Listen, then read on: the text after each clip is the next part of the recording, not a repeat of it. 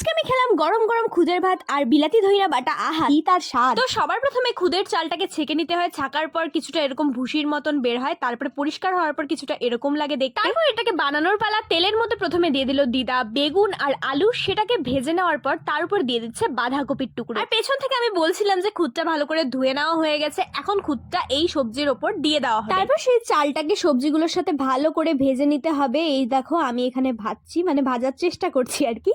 তারপর জল দিয়ে দেওয়া হলো। আচ্ছা, এর মধ্যে কিন্তু শুকনো লঙ্কা এবং কাঁচা লঙ্কাও দেওয়া হয়েছে, সেটা বলতে আমি ভুলে গেছি। আর এই দেখো আমাদের খুদের ভাত একদম রেডি, গরম গরম। তো দিদা এখানে সবাইকে বেড়ে দিচ্ছিল আর আমি গন্ধতেই পাগল হয়ে যাচ্ছিলাম, বিশ্বাস করো। যাকগে, এখানে খুদের ভাতের সাথে কমপ্লিমেন্টারি ছিল বিলাতি ধইনা পাতা বাটা। আর এই খুদের ভাত না একটু পোড়া পোড়া লাগলে এটা টেস্ট দ্বিগুণ হয়ে যায়। তো এর মধ্যে আমি একটু ধনেপাতা, আলু, বেগুন আর কাঁচা লঙ্কা চটকে নিয়ে এখন আমি খেলাম। এটা খাওয়ার পর আমি জাস্ট আমার ভাষা হারিয়ে ফেলেছিলাম, এতটাই টেস্টি ছিল। তোমরা কি কোনোদিন ট্রাই করেছো?